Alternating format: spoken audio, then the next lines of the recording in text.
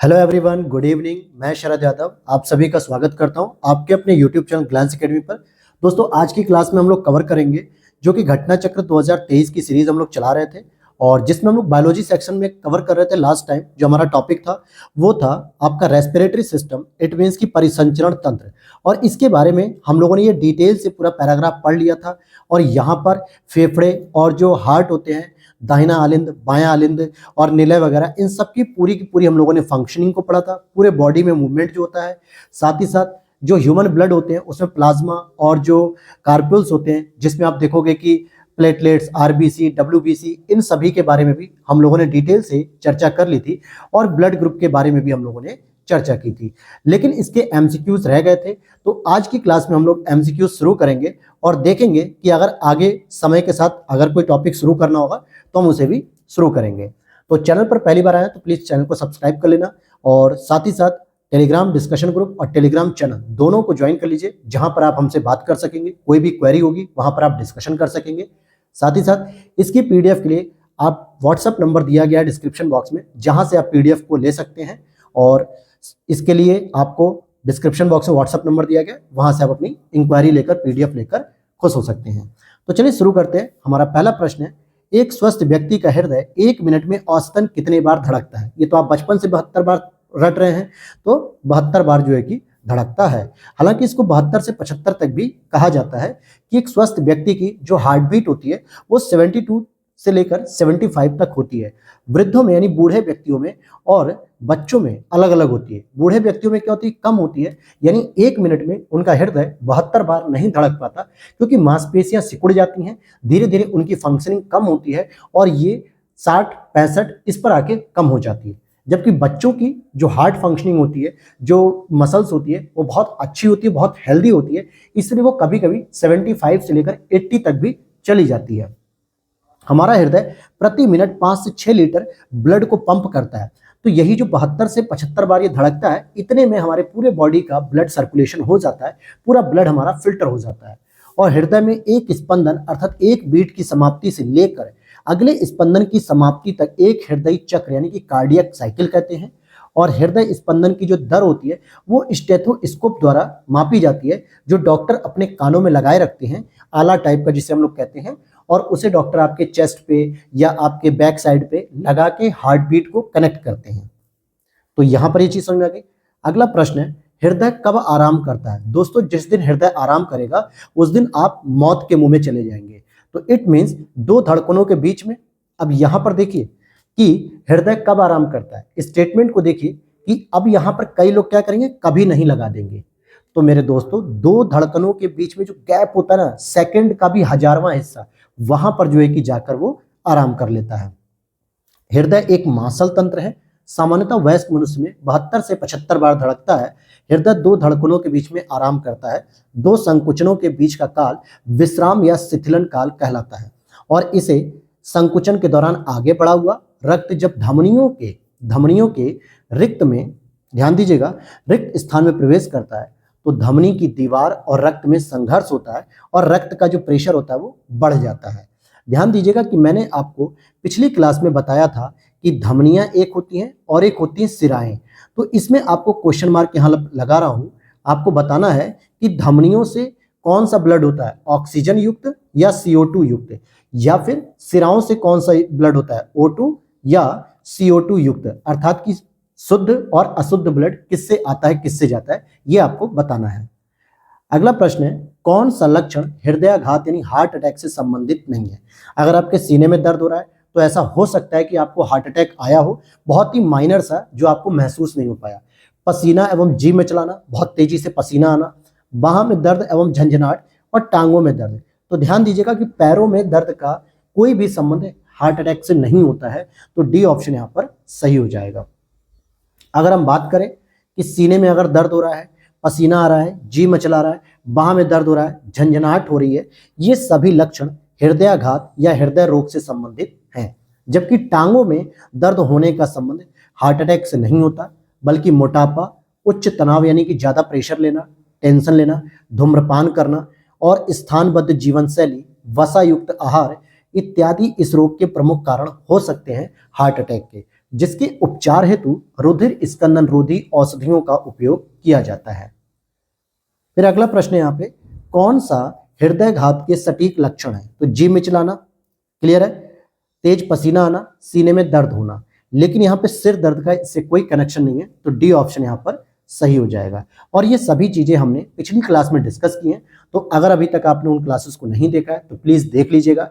साथ ही साथ world geography, Indian geography की भी लेटेस्ट सीरीज चलाई जा रही है, उसको भी जरूर देखिएगा, जहां से आपके मैक्सिमम क्वेश्चन कवर हो जाएंगे। लेकिन अगर आपको लगता है कि नहीं, मुझे एक ही दिन में 10-12 क्लासेस देख के कंप्लीट करनी है घटना चक्र, तो आप हमारे ही प्लेटफॉर्म पे प्लेलिस्ट में जाइए और 2022 की कंप्लीट सीरीज हमने ऑल सब्जेक्ट्स की करा रखी है, जो कि यूपी पीसीएस 2023 के लिए हमने कंप्लीट कराई थी। तो आप उसे देख सकते हो, वहां से आप जल्दी से जल्दी कवर कर सकते हो। अगला प्रश्न है आपका, हृदय में कितने वक्ष होते हैं? भाई 4 वॉल्व होते हैं, 2 आपके क्या होते हैं, आलिंद होते हैं, और जो कहाँ होते हैं, अपर साइड में होते हैं, दायां आलिंद और बायां आलिंद, इट मीन्स कि राइट एंड लेफ्ट। लेकिन 2 निलय भी होते हैं, 2 निलय होते हैं जो कहाँ पे होते हैं, डाउन साइड में होते हैं, राइट और लेफ्ट। तो टोटल हो गया 4। अगला प्रश्न है, हृदय स्पंदन एक विद्युतीय तरंग द्वारा निष्पादित होता है, जो उपजती है कहाँ पे, मस्तिष्क में या रुधिर में, मतलब जो हृदय स्पंदन होता है, या फिर हृदय में या मेरुरज्जु में। तो सही उत्तर हो जाएगा हृदय में। हृदय में ऐसी कोशिकाएं होती हैं जो विद्युतीय तरंग उत्पन्न करती हैं, पेसमेकर कोशिकाएं इनको कहा जाता है। हृदय स्पंदन इन्हीं विद्युतीय तरंगों द्वारा निष्पादित होता है, और जब कभी कभी ये पेसमेकर हमारा काम नहीं करता है, तो हम लोग यहाँ पे एक कृत्रिम पेसमेकर लगाते हैं, जिसकी वजह से व्यक्ति अपने हृदय से काम कर सकता है। अगला प्रश्न है, मानव कलाई में नाड़ी स्पंदन करती है हृदय के बराबर। तो कभी कभी आप देखोगे डॉक्टर क्या करता है, आपके घड़ी पहनने वाले हाथ को, या फिर जिस हाथ में जो दाहिना या उल्टा हाथ होता है, उसकी कलाई के पास पकड़ता है और 72 से 75 बार काउंट करता है। अगर आपकी नाड़ी का स्पंदन सही है, यानी आपके हार्ट का भी स्पंदन सही है। तो इस तरीके से आप देख सकते हो, चिकित्सा विज्ञान में हृदय की धड़कन के कारण धमनियों में होने वाली हलचल को नाड़ी कहते हैं, और नाड़ी स्पंदन की दर हृदय की धड़कने की दर के बराबर होती है। तो कितनी होती है, 72 से 75। अच्छा, बुजुर्ग आदमी में ये क्या होती है, कम हो जाती है, बच्चों में ये क्या होती है, बढ़ जाती है। याद रखिएगा इसको। अगला प्रश्न है, एक वयस्क मनुष्य में रक्त का कुल कितना परिमाप होता है? तो 5 से 6 लीटर होता है, लेकिन मैं आपको बताते चलूं कि मेल में जो होता है वो ब्लड थोड़ा ज्यादा होता है, कम से कम 1 लीटर, और फीमेल की बात करूंगा तो इनमें 1 लीटर कम से कम ब्लड क्या होता है, कम होता है। और रक्त एक तरल संयोजी ऊतक है, यह रक्त वाहिनियों के अंदर विभिन्न अंगों में नियमित रूप से गतिशील रहता है। मनुष्य के शरीर में रक्त की मात्रा शरीर के भार का लगभग 7 to 8% होती है। अतः एक 70 किलोग्राम भार वाले स्वस्थ वयस्क मनुष्य के शरीर में लगभग 5 से 6 लीटर रक्त होता है, जो उसके संपूर्ण शरीर के भार का लगभग 1/13वां भाग होता है। अब यहाँ पे आप देख सकते हो, आरओ के प्री एग्जाम 2017 में एक प्रश्न पूछा गया है कि एक सामान्य व्यक्ति जो कि सामान्य 70 किलोग्राम वाले जो वयस्क मनुष्य है, इसमें रक्त की कुल मात्रा कितनी होगी? तो यहाँ पर आप देखोगे कि 70 किलोग्राम का एक स्वस्थ मनुष्य है, तो सामान्यतः 5 से 6 लीटर। तो न तो हम 6 लीटर लगा सकते हैं, न हम 5 लीटर लगा सकते हैं, बल्कि यहाँ पे ऑप्शन ही गलत पूछ लिया गया है। अगला प्रश्न है, रक्त होता है एक संयोजी ऊतक या उपर्युक्त दोनों, या एक उपकलित ऊतक, या उपर्युक्त में से कोई नहीं? तो ए ऑप्शन हो जाएगा कि एक संयोजी ऊतक होता है। कैसा ऊतक होता है? ये संयोजी ऊतक होता है, जो कि कैसा होता है, संयोजी ऊतक का मतलब होता है एक तरल संयोजी ऊतक होना, मींस रक्त वाहिनियों में प्रवाहित होने वाला जो रक्त होता है ये गाढ़ा होता है, कुछ चिपचिपा होता है, और लाल रंग का द्रव्य एक जीवित ऊतक है। क्लियर हो गई ये बात? अगले प्रश्न को देख लेते हैं। यहाँ पे नेक्स्ट प्रश्न है आपका, 2020 बीपीएससी प्रीलिम्स एग्जाम्स में आया था, निम्नलिखित में से कौन रक्त के संचलन में मदद करता है? लिम्फोसाइट, मोनोसाइट, एरिथ्रोसाइट या रक्त प्लेटलेट? अब आप कहोगे कि सर लिम्फोसाइट भी हमें मिलती है, मोनोसाइट भी मिलती है, प्लेटलेट भी मिलती है, और एरिथ्रोसाइट भी देखने को मिलता है। तो यहाँ कह रहा है कि रक्त के संचलन में, तो सी ऑप्शन सही होगा। कैसे होगा, आइए हम उसको समझ लेते हैं। क्योंकि रुधिर के प्लाज्मा में लिम्फोसाइट द्वारा एंटीबॉडी या प्रतिरक्षी प्रोटीन्स निर्मित किए जाते हैं, जो कि विष पदार्थों को निष्क्रिय करती है। लिम्फोसाइट सबसे छोटे श्वेत हृदयाणु किंतु संख्या में अधिक, लगभग WBC का 20 से 30% होते हैं और इनका केंद्रक बड़ा, गोल और एक ओर चिपटा सा रहता है। लिम्फोसाइट्स गश्ती सेना की भांति समस्त शरीर में घूमती रहती है, यानी कि पेट्रोलिंग करती रहती है हमारे पूरे शरीर में, जबकि सुरक्षा तंत्र के सारे भागों के बीच सामंजस्य स्थापित करती है। और एरिथ्रोसाइट्स क्या होती है? ये रक्त के संचलन में सहायक होते हैं। अगला प्रश्न है यहाँ पे, हीमोग्लोबिन क्या होता है? तो हीमोग्लोबिन में हीम नाम का एक प्रोटीन पाया जाता है और ग्लोबिन, ध्यान दीजिए, सॉरी, हीम नाम का जो है कि रक्त पाया जाता है, यानी कि लाल रक्त पाया जाता है एक तरीके से, और ग्लोबिन क्या होता है? इसमें प्रोटीन हो जाता है। तो मानव रक्त में पाया जाने वाला ये पदार्थ होता है। यहाँ पर समझ लेते हैं इसके बारे में कि हीमोग्लोबिन एक प्रोटीन है जो कि मानव रक्त में पाया जाता है तथा इसके रासायनिक संयोजन में ग्लोबिन नामक प्रोटीन हीम नामक लाल रंग के पदार्थ से जुड़ी रहती है। रुधिर का लाल रंग हीम के कारण ही होता है। हीम की वलय में केंद्रीय भाग लौह होता है, यानी कि आयरन होता है। एक सामान्य व्यक्ति में हीमोग्लोबिन की औसतन मात्रा 12 से 18 ग्राम प्रति 100 मिलीलीटर होती है और यह शरीर में गैसों के परिवहन का कार्य करता है। यह शरीर में क्या करता है? गैसों के परिवहन का कार्य करता है। इट मीन्स इसी के द्वारा ऑक्सीजन युक्त जो ब्लड होता है वो हमारी पूरी बॉडी में पहुंचाया जाता है, जिससे हमारी बॉडी को एनर्जी मिलती है। और CO2 यानी कार्बन डाइऑक्साइड जो ब्लड होता है उसे हमारी पूरी बॉडी से निकालकर फेफड़ों में लाया जाता है और फेफड़ों के बाद नाक से बाहर किया जाता है। फिर यहाँ पे यूपीपीसीएस प्रीलिम्स 2019 का प्रश्न है जो BO में आया था, block education officer, it means खंड शिक्षा अधिकारी। हीमोग्लोबिन के संबंध में निम्नलिखित में से कौन सा कथन सही नहीं है? यह लाल रंग का होता है, तो ये तो सही है। यह फेफड़ों से कोशिकाओं तक ऑक्सीजन का वाहक है, यह भी सही है। O2 युक्त ब्लड लेके जाता है। यह कुछ अम्लीय होता है, यही गलत है, क्योंकि जो ब्लड होता है ना दोस्तों, उसका pH मान होता है 7.4, जो कि एक क्षारीय प्रकृति का होता है। किस प्रकृति का होता है? क्षारीय प्रकृति का। और ब्लड में हीमोग्लोबिन है तो वो भी क्षारीय ही होता है और यह ऊतकों से फेफड़ों तक कार्बन डाइऑक्साइड को पहुंचाता है, यानी कि बॉडी टिश्यू से फेफड़ों तक कार्बन डाइऑक्साइड को लेके आता है, जिसे हम फिर श्वास के माध्यम से बाहर निकाल देते हैं। तो यह भी सही है, लेकिन तीसरा ही गलत है। आप यहाँ पे देखेंगे कि हीमोग्लोबिन का जो pH मान है वो 7.1 से 7.4, इट मीन्स ये ब्लड का ही pH मान है, अर्थात यह कुछ क्षारीय प्रवृत्ति का होता है। अब यहाँ पे रुधिर वड़िका के संबंध में निम्न कथनों पर विचार कीजिए और नीचे दिए गए कूट से सही उत्तर चुनना है। तो चलिए क्वेश्चन नंबर 14 देखते हैं। तो यहाँ कुछ स्टेटमेंट दिए जा रहे हैं कि इसमें लौह होता है, तो हम बिल्कुल कह सकते हैं, क्योंकि जो हीम होता है वो एक लौह पदार्थ होता है। यह रक्त को लाल रंग प्रदान करता है, यह भी बात सही है। और साथ ही साथ यह कुछ रोगों के प्रति प्रतिरक्षा प्रदान करता है, तो यही गलत हो जाएगा, क्योंकि ये WBC की विशेषता है और हमसे क्या पूछ रहा है? RBC की, जो लाल रुधिराणु होते हैं उनकी विशेषता पूछ रहा है। और ये रक्त में ऑक्सीजन का वाहक है, तो बिल्कुल कह सकते हैं कि O2 युक्त ये रक्त को लेकर पूरे टिश्यूज यानी ऊतकों तक पहुंचाता है। तो 1, 2, 4, इट मीन्स कि C ऑप्शन इज करेक्ट हो जाएगा। अब यहां पर हम अगले प्रश्न को देख लेते हैं, जो कि यूपीपीसीएस प्री 2016 में पूछा गया है हीमोग्लोबिन के बारे में। यह रक्त में ऑक्सीजन का संचार करता है, बिल्कुल सही है। यह लौह युक्त यौगिक है, यह भी सही है। यह कुछ रोगों के प्रति प्रतिरक्षा प्रदान करता है, तो यह गलत है। और यह रक्त को लाल रंग प्रदान करता है, यह भी सही है। तो 1, 2, 4 डी ऑप्शन। और आप देख सकते हैं यह प्रश्न रिपीट हुआ है।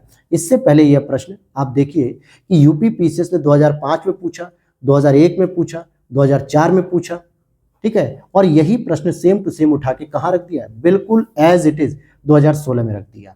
तो यही है रिपीटेशन की ताकत, कि प्रश्न आपका अगर गलत हो रहा है तो रिपीट होने वाले प्रश्न बिल्कुल सही होने लगेंगे। शरीर में हीमोग्लोबिन का कार्य क्या है? भाई ऑक्सीजन का परिवहन करना, यानी O2 का जो है कि परिवहन करना, पूरे बॉडी टिश्यू तक पहुंचाना, यही तो इसका मुख्य कार्य है। फिर अगले प्रश्न को देख लेते हैं। क्वेश्चन नंबर 17 है, निम्नलिखित में से किस प्राकृतिक पदार्थ में लौह विद्यमान होता है? तो वो ध्यान देना कि यहाँ पे मायोग्लोबिन कहा जा रहा है और ये प्रीलिम्स 2020 का प्रश्न है। मायोग्लोबिन की वजह से हमारी जो मांसपेशियां होती हैं वो लाल रंग की दिखती हैं। कैसी दिखती हैं? मांसपेशियां लाल रंग की। लेकिन अगर मैं कहूं कि ब्लड हमारा लाल रंग का क्यों दिखता है, क्योंकि उसमें मायोग्लोबिन का भाई हीमोग्लोबिन पाया जाता है। क्या पाया जाता है? हीमोग्लोबिन। तो हीमोग्लोबिन की वजह से आपको ब्लड लाल देखने को मिलेगा, लेकिन मायोग्लोबिन की वजह से मांसपेशियां लाल देखने को मिलेंगी।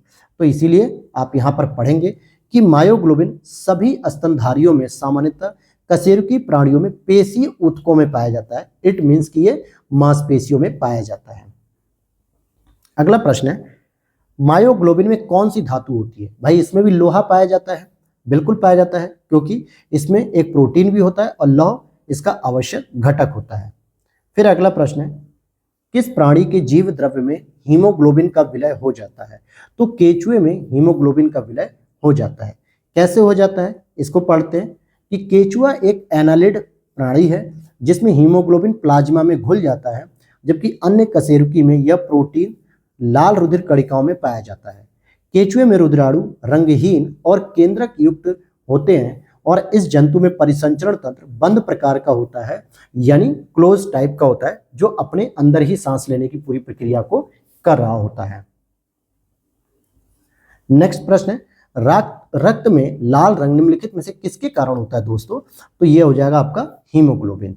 फिर आगे देखते हैं, आरबीसी का रंग होता है, कैसा होता है? लाल होता है। किसकी वजह से? हीमोग्लोबिन की वजह से, और इसमें प्रोटीन भी पाई जाती है। फिर यहां पर हम पढ़ेंगे, रक्त शरीर में कार्य क्या करता है? भाई शरीर में क्या कार्य करता है? तो ये पूरे बॉडी में ऑक्सीजन पहुंचाने का काम करता है, जिससे हमारे जो बॉडी के टिश्यू हैं ये जीवित रहते हैं, जो उसके अंतर्गत पाई जाने वाली सेल होती हैं। इसी से हम अपनी पूरी बॉडी की फंक्शनिंग कर पाते हैं। तो अगर हम बात करें कि रक्त एक तरल संयोजी ऊतक है जो रक्त वाहिनियों के अंदर विभिन्न अंगों में लगातार बहता है, और आरबीसी रक्त का एक महत्वपूर्ण घटक है जो कि फेफड़ों से ऑक्सीजन और हीमोग्लोबिन शरीर के अन्य भागों में ले जाने के लिए जिम्मेदार होती है। फिर अगला प्रश्न है, मनुष्य का औसत रक्तचाप, जिसको हम लोग सामान्य भाषा में कहते हैं बीपी यानी ब्लड प्रेशर, तो ये होता है 120 से लेकर 80 तक। लेकिन 120 क्या डिकोड करता है और 80 क्या डिकोड करता है? तो हम इसको समझते हैं, मनुष्य का औसत रक्तचाप 120/80 होता है। इट मीन्स पहले को हम प्रकुंचन दाब कहते हैं, सिस्टोलिक प्रेशर कहते हैं, और इसका वैल्यू कितना होता है? 120। और दूसरे को हम कहते हैं प्रसारण दाब यानी कि डायस्टोलिक प्रेशर कहते हैं, जो सामान्यतः कितना होता है? 80 होता है, और इसको 120 मिलीग्राम Hg प्रसारण 80 मिलीग्राम Hg पर नापा जाता है। और रक्तचाप को डॉक्टर नापने के लिए क्या करते हैं? स्फिग्नोमीटर यंत्र का प्रयोग करते हैं। जो आपका ब्लड प्रेशर नापा जाता है वो बॉडी में आपके एक बेल्ट टाइप का पट्टा पहना के और फिर उसको पंप करते रहते हैं, तो ब्लड प्रेशर नापने के लिए स्फिग्नोमीटर का प्रयोग किया जाता है। अगला प्रश्न है, स्वस्थ मनुष्य का जो रक्तचाप है, जो सिस्टोलिक और डायस्टोलिक, तो सिस्टोलिक की वैल्यू कितनी थी दोस्तों? 120। डायस्टोलिक की कितनी थी? 80। और किस पर होता है ये? पारे पर, अर्थात Hg पर। तो ए ऑप्शन इज करेक्ट हो गया। वैल्यू को ध्यान देना, ये मिलीमीटर में काउंट होती है। अगला प्रश्न है, इसमें से रक्त दाब का मापक यंत्र कौन सा है? तो मैंने अभी बताया आपको कि स्फिग्नोमीटर होता है। क्या होता है? स्फिग्नोमीटर। लेकिन अभी हमने ऊपर एक और पढ़ा था, स्टेथोस्कोप। ये क्या करता है? तो दोस्तों ये हार्ट को नापता है, यानी हार्ट बीट जो होती है उसको नापता है आपका स्टेथोस्कोप।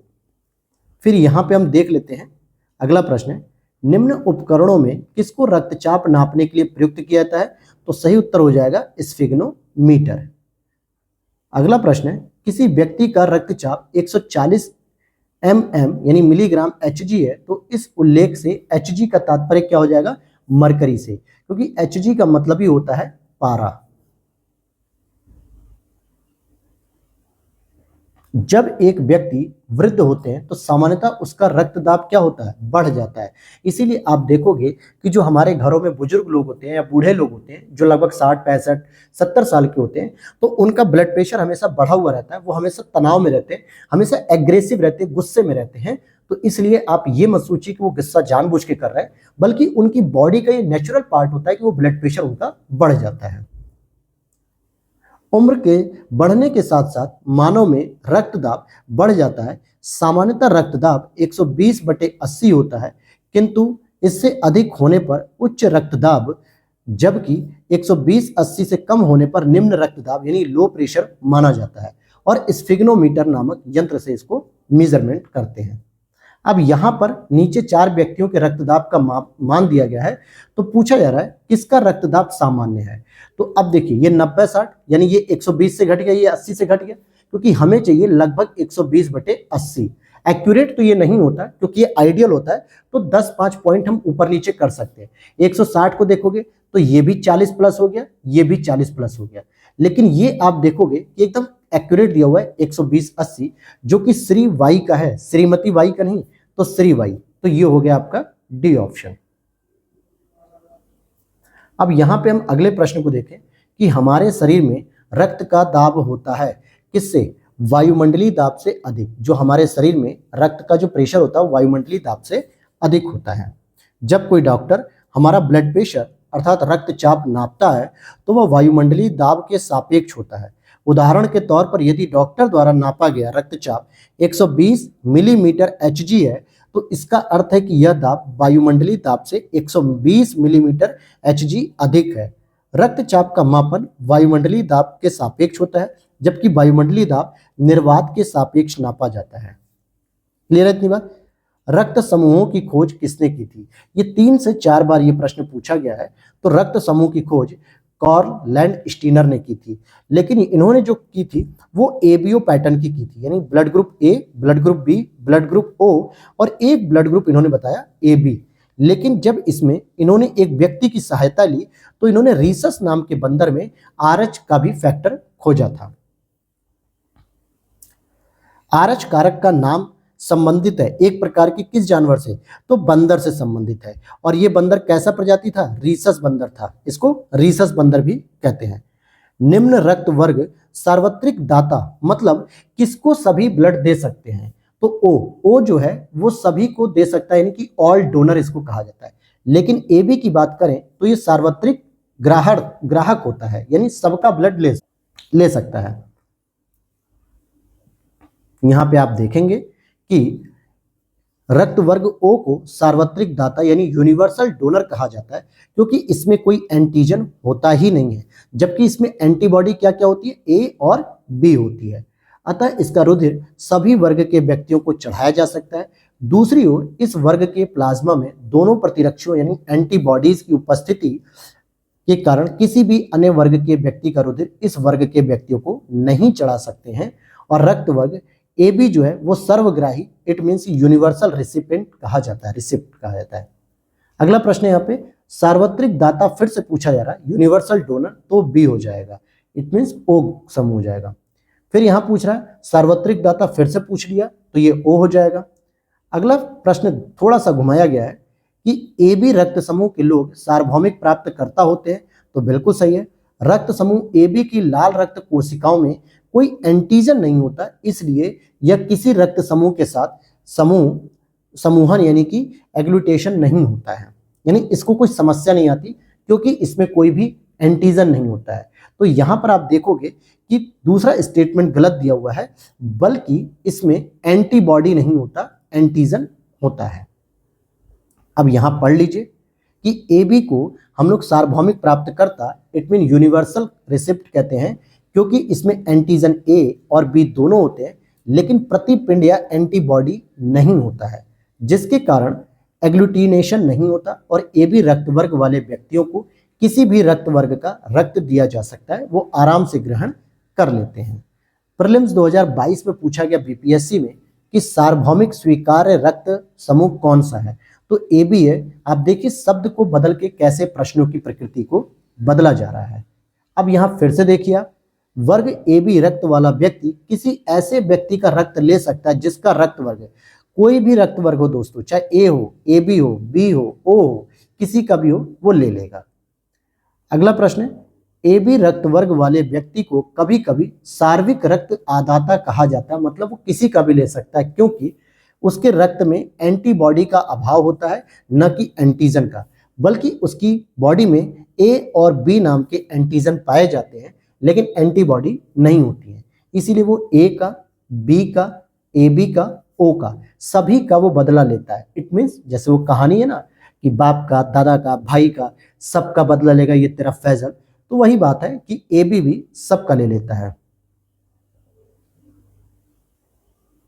अगला प्रश्न है यहाँ पर एक मनुष्य दुर्घटनाग्रस्त हो जाता है और उसे रक्तदान की आवश्यकता होती है, यानी कि ब्लड चढ़ाने की आवश्यकता होती है, किंतु उसके रक्त समूह का परीक्षण करने पर का समय नहीं है, तो निम्नलिखित में से कौन सा रक्त समूह उसे दिया जा सकता है। ऐसी कंडीशन में आप उसे ओ नेगेटिव दीजिए, और इसी को हम सबसे क्रिटिकल भी मानते हैं, क्योंकि ओ नेगेटिव इजिली कहीं भी नहीं मिलता है।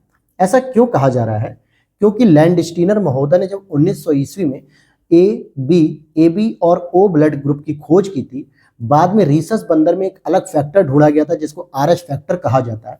तो जहां रक्त समूह ए में एंटीजन ए होता है, बी में बी एंटीजन होता है, और ए बी में ए और बी दोनों होते हैं, लेकिन ओ में कोई भी एंटीजन नहीं होता है। तो किसी खास रक्त समूह के रक्त को जब विपरीत रक्त समूह से मिलाया जाता है तो रक्त के थक्के के रूप में जमने लगता है, और जिसे ब्लड क्लॉटिंग कहते हैं। क्या कहते हैं? ब्लड क्लॉटिंग कहते हैं। चूंकि O माइनस समूह के रक्त में न तो कोई एंटीजन उपस्थित होता है और न ही आरएच फैक्टर, अतः इस रक्त समूह का रक्त किसी व्यक्ति को देने पर कोई भी स्कंदन नहीं होगा, यानी कोई भी ब्लड क्लॉटिंग नहीं होगी जिससे उसकी बॉडी में ब्लड जमने की स्थिति बन सके, तो इससे वो सुरक्षित रहेगा। अब यहां पर एक और प्रश्न है, अज्ञात रुधिर वर्ग का एक व्यक्ति गंभीर रूप से दुर्घटनाग्रस्त हो जाता है, उसे तुरंत ब्लड ट्रांसफ्यूजन की जरूरत है, यानी ब्लड चढ़ाने की। अस्पताल में आसानी से उपलब्ध निम्नलिखित रुधिर वर्गों में से किस एक का रक्त आदान करने के लिए उपयोग किया जा सकता है? O R H minus, O R H plus, A B R H minus, A B R H plus. तो आप देखोगे कि ओ और आर एच माइनस का हम प्रयोग कर सकते हैं आसानी से, क्योंकि इसमें कोई भी समस्या नहीं आएगी। अब यहां पर एक प्रश्न है कि एक विवाहित दंपत्ति ने एक बालक को गोद लिया, इसके कुछ वर्ष उपरांत उन्हें जुड़वा पुत्र हो गए। दंपत्ति में एक का वर्ग ए बी है, blood group A B positive, और दूसरे का ओ नेगेटिव है। तो तीनों पुत्रों में से एक का रक्त वर्ग ए पॉजिटिव, दूसरे का बी पॉजिटिव और तीसरे का ओ पॉजिटिव है। तो गोद लिए गए पुत्र का रक्त वर्ग कौन सा है? तो कौन सा है भाई? ओ पॉजिटिव ही कह रहा है यहां पर। तो क्या कह रहा है? ओ पॉजिटिव कह रहा है, क्योंकि आप यहां पर देखोगे दंपत्ति का एक रक्त वर्ग जो है कि ए बी पॉजिटिव और दूसरे का ओ नेगेटिव है। तो जब इनके जुड़वा बच्चे हुए तो एक तो ए पॉजिटिव या बी पॉजिटिव होंगे। तो तीसरा स्पष्ट है कि जो गोद लिया हुआ बच्चा है वो ओ से संबंधित होगा, उसका ए बी से कोई कनेक्शन नहीं होगा। इसी तरीके से यहाँ पे फिर से एक अप्लाइड प्रश्न पूछा जा रहा है कि यदि एक पिता का रक्त वर्ग ए है और माता का ओ है, तो बताइए उनके पुत्र का निम्नलिखित में से कौन सा रक्त वर्ग हो सकता है? तो ओ हो सकता है दोस्तों उनके पुत्र का, जब ए और ओ जो है कि आपस में क्लैश करेंगे। तो अब यहां बीपीएससी प्रीलिम्स 2022 में एक प्रश्न पूछा गया लेटेस्ट, आधान यानी कि ट्रांसफ्यूजन में रक्त न केवल रक्त के प्रकार में बल्कि इसमें भी संगत होना चाहिए। किसमें? आरएच फैक्टर में। इट मीन्स कि हम केवल ए बी ओ इस ब्लड सर्कुलेशन में ही ना रहें, बल्कि हमें आरएच फैक्टर को भी चेक करना चाहिए। रक्त आधान यानी कि ब्लड ट्रांसफ्यूजन में रक्त के प्रकार के साथ आरएच कारक का भी संगत होना आवश्यक है, और आरएच कारक की खोज लैंडस्टीनर और वीनर ने रीसस बंदर के रूप में की थी। किस बंदर के रूप में की थी? रीसस बंदर के रूप में। माता गर्भस्थ शिशु आरएच रक्त प्रकार जो है विसंगति की समस्या उत्पन्न हो सकती है यदि माता किस ग्रुप की है और उसका गर्भस्थ शिशु किस ग्रुप का हो सकता है। तो आरएच हीन और आरएच सहित इसमें यह प्रॉब्लम आ जाती है। अब यहां पर अगला प्रश्न आप देखेंगे कि रक्त का पीएच मान क्या होता है? तो 7.4 होता है, और इसी की वजह से जो इसकी प्रकृति होती है वो क्या होती है? क्षारीय प्रकृति होती है। फिर अगले प्रश्न में भी सेम प्रश्न रिपीट कर दिया गया है कि रक्त का पीएच मान तो 7.4 हो जाएगा। प्रतिजन क्या होता है? मतलब एंटीजन वह पदार्थ है जो हानिकारक जीवाणुओं को नष्ट करता है, या फिर विषाक्तता के उपचार के लिए प्रयुक्त होता है, या शरीर के ताप को कम करता है, या एंटीबॉडी के निर्माण को उद्दीप्त करता है। तो डी ऑप्शन यहां पर हो जाएगा। प्रतिजन इट मीन्स कि एंटीजन वे पदार्थ हैं जो प्रतिपिंड या प्रतिरक्षी के निर्माण को उद्दीप्त करते हैं तथा प्रतिरक्षा तंत्र को प्रवर्तित करते हैं। प्रतिजन दो प्रकार की ग्लाइकोप्रोटीन्स के रूप में होते हैं, एक तो ए और एक बी। एंटीबॉडी भी दो प्रकार के होते हैं, ए और बी होते हैं। प्रतिजन यानी कि जो एंटीबॉडी होते हैं वो क्या होते हैं या कैसा पदार्थ होता है? तो प्रतिरक्षा तंत्र को ये प्रवर्तित करता है, यानी कि प्रतिरक्षा तंत्र को ये बढ़ाता है। फिर अगला प्रश्न है, निम्न में से एंटीजन की मूल विशेषता क्या है दोस्तों? तो वे प्रतिरक्षियों के निर्माण को प्रेरित करते हैं। क्या करते हैं? जो हमारी एंटीबॉडीज होती हैं उनके निर्माण के लिए ये उन्हें मोटिवेट करते हैं, प्रेरित करते हैं। तो बी ऑप्शन यहाँ पर सही हो जाएगा। अगला प्रश्न है, शरीर में निम्न में से कौन सा संक्रमण से हमारी रक्षा करता है? कौन करता है? तो WBC करता है। ध्यान दीजिएगा कि RBC में तो पाया जाता है ऑक्सीजन या फिर CO2, क्योंकि CO2 निकालते समय होता है। तो ये तो हमारे शरीर में जो है कि ब्लड सर्कुलेशन करता है, लेकिन जो WBC होता है दोस्तों, ये हमारी इम्यूनिटी के लिए माना जाता है, यानी इम्यूनिटी अर्थात कि हमारी बॉडी प्रतिरक्षा कर सकेगी संक्रमण से, तो उसके लिए WBC का होना बहुत जरूरी है। समझ लेते हैं। WBC यानी कि व्हाइट ब्लड सेल्स अर्थात कि श्वेत रक्त कणिकाएं विशेष रुधिर कणिकाएं होती हैं जो कि शरीर के किसी रोग से संक्रमित होने पर उस विशेष संक्रमित स्थल पर पहुंचकर हानिकारक जीवाणुओं, विषाणुओं, कवकों इत्यादि का भक्षण करके शरीर को संक्रमण से सुरक्षा प्रदान करती हैं। इसके अलावा ये शरीर के प्रतिरक्षण, एलर्जी, अति संवेदनशीलता की स्थिति में महत्वपूर्ण कार्य करती हैं। फिर अगला प्रश्न है आपका, सफेद रक्त कण का मुख्य कार्य क्या है? यानी कि WBC का जो मेन काम है वो क्या है? रोग प्रतिरोधक क्षमता धारण करना। और इसमें भी एक होती है T सेल जो सबसे इंपॉर्टेंट होती है, और एक होती है लिम्फोसाइट सेल। क्या होती है? Lymphocyte cell. तो ये दोनों ही इंपॉर्टेंट होती है इसमें। नेक्स्ट क्वेश्चन है, रुधिर के प्लाज्मा में निम्नलिखित में से किसके द्वारा एंटीबॉडी निर्मित की जाती है? तो लिम्फोसाइट के द्वारा निर्मित की जाती है एंटीबॉडी। अगला प्रश्न है यहाँ पे, प्रतिरक्षा असंक्राम्यता का सर्वाधिक संबंध जो होता है वो होता है लिम्फोसाइट से। किससे होता है? लिम्फोसाइट से होता है। अगला प्रश्न है यहाँ पे, IAS प्रीलिम्स 2022 का लेटेस्ट प्रश्न है, निम्नलिखित कथनों में से कौन सा एक मानव शरीर में B कोशिकाओं और T कोशिकाओं की भूमिका का सर्वोत्तम वर्णन करता है? तो वे शरीर को रोग जनकों द्वारा होने वाले रोगों से बचाती हैं, यानी हमारी इम्यूनिटी सिस्टम को अच्छा करती हैं, क्योंकि इनका संबंध कहीं ना कहीं WBC से होता है। इसलिए डी ऑप्शन यहाँ पर सही हो जाएगा। आप इसको समझ गए? तो अगले प्रश्न को देखते हैं, मानव रक्त की श्यानता का कारण क्या है? श्यानता का मतलब होता है दोस्तों गाढ़ापन। अगर मैं बात करूं कि सबसे अधिक श्यानता किसकी होती है, तो शहद की होती है, क्योंकि शहद बहुत ही अधिक गाढ़ा और चिपचिपा होता है। तो ये क्यों होती है श्यानता? क्योंकि रक्त में प्रोटीन की उपस्थिति की वजह से ही ब्लड गाढ़ा होता है, श्यानता होती है इसमें। अब यहाँ आप देखिए कि मानव रक्त में श्यानता मुख्यतः प्लाज्मा में प्रोटीन, हिमेटोक्रिट और हिमेटोक्रिट में लाल रुधिर कणिकाओं का आयतन जिसे हम कहते हैं आदि पर निर्भर करता है। इस वजह से यहाँ पर श्यानता ब्लड की देखी जाती है। फिर अगला प्रश्न है, मानव के WBC का व्यास कितना होता है? तो 0.007 मिलीमीटर, मतलब बहुत ही छोटा पाया जाता है। नेक्स्ट क्वेश्चन है, रुधिर में श्वेत रक्त कणिकाओं की अत्यधिक मात्रा में उपस्थिति को रोग विज्ञान की भाषा में क्या कहते हैं? तो इसे ल्यूकेमिया कहा जाता है, क्योंकि जो WBC होती है दोस्तों ये बहुत ही इंपॉर्टेंट होती है, जो लगभग 4000 से लेकर 15000 तक मानी जाती है। 15000 नहीं होगी, ये 12000 तक होती है। लेकिन अगर इसकी संख्या बढ़ने लग गई अचानक से, तो हम इसे कह देते हैं एक तरीके से ब्लड कैंसर का भी ये रूप होता है, जिसको हम ल्यूकेमिया कहते हैं। क्या कहते हैं? ल्यूकेमिया। अगला प्रश्न है, लाल रक्त कणिकाएं मुख्यतः बनती है कहां पे? अस्थि मज्जा में।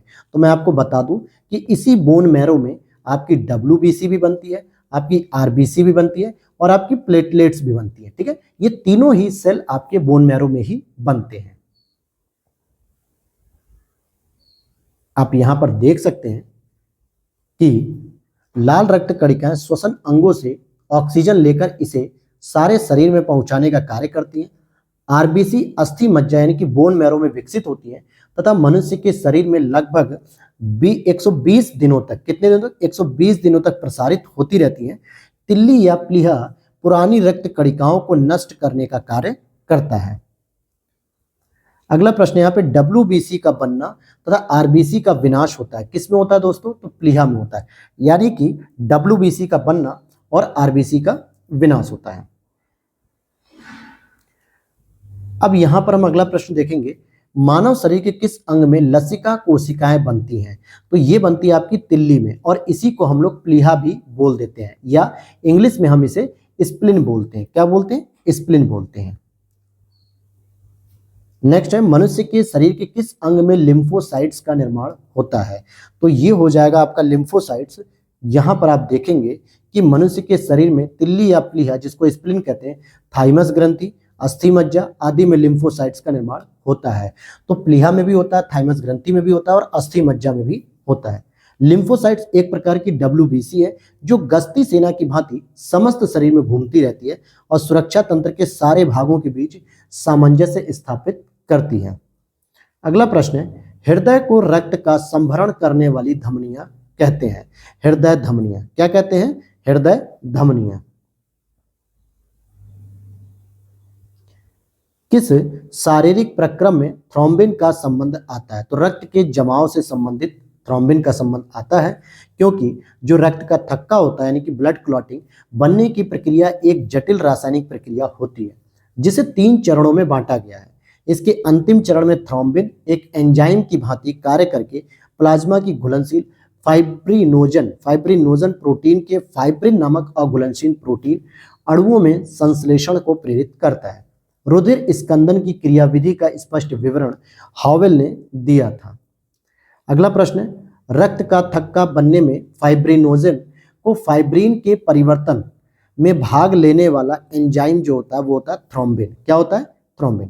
फिर अगला प्रश्न है, प्लाज्मा में जल कितना प्रतिशत होता है? तो लगभग 90 से लेके 95% तक प्लाज्मा में जल पाया जाता है। आप यहाँ देख सकते हो कि रक्त जो प्लाज्मा रक्त का पीले रंग का तरल घटक होता है जिसमें संपूर्ण रक्त कोशिकाएं सामान्य रूप से निलंबित रहती है, यानी इसमें किसी भी प्रकार की WBC, RBC, प्लेटलेट्स नहीं पाई जाती हैं, और ये पूरे ब्लड का 55% होता है। अब अगर हम इस 55% को अगर आप 100% मान के चलें तो इसमें भी लगभग 91 से 92% जल होता है और 8 से 9% विभिन्न प्रकार के कार्बनिक और अकार्बनिक पदार्थ भी होते हैं।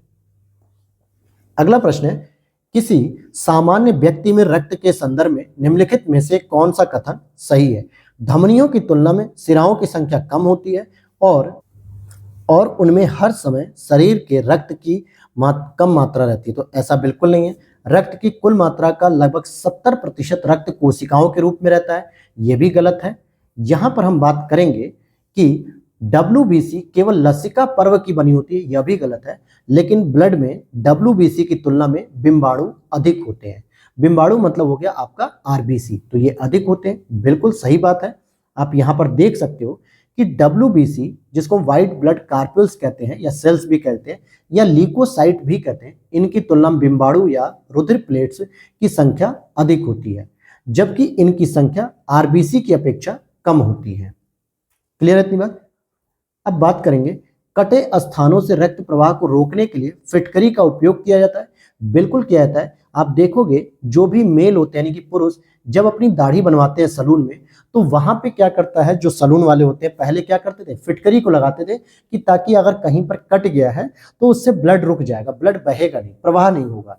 और रक्त एक कोलाइडी निकाय है जिसमें ऋणावेशित कोलाइडी कण होते हैं। फिटकरी की एल्यूमिनियम आयनों की स्कंदन शक्ति अधिक होती है, अतः रक्त स्कंदित हो जाता है। तो यहाँ पर तो आप देखोगे दोनों ही बातें सही हो जाएंगी कि इसी वजह से रक्त रुक जाता है। अगला प्रश्न है, किस देश के वैज्ञानिकों ने एक ऐसा कृत्रिम रक्त बनाया है जो प्लास्टिक रक्त की किस्म है, जिसे किसी मरीज को मतलब इस प्रकार का विचार जो दिया था वो किसने दिया था? तो ब्रिटेन ने दिया था। किसने? ब्रिटेन ने। अब यहां पर हम देखते हैं अगला टॉपिक हमारा आ गया है जो कि हमारा उत्सर्जन तंत्र है और जिसको हम लोग कवर करेंगे दोस्तों नेक्स्ट क्लास में। वीडियो अच्छी लगी हो तो लाइक कर देना दोस्तों, और साथ ही साथ आप लोग वर्ल्ड ज्योग्राफी, इंडियन ज्योग्राफी की भी क्लास जरूर देखिएगा। PDF के लिए आप लोग व्हाट्सएप पर आप मैसेज करके वहां से PDF ले सकते हैं। तो मिलते हैं नेक्स्ट वीडियो में। अब ये क्लासेज इसी तरीके से रेगुलर रहेंगी क्योंकि मेरी अभी कुछ समय पहले ट्रेनिंग चल रही थी, तो उस ट्रेनिंग से मैं फ्री हो गया हूँ, तो अब लगातार ये क्लासेज चलती रहेंगी। मिलते हैं नेक्स्ट वीडियो में। Thanks for watching.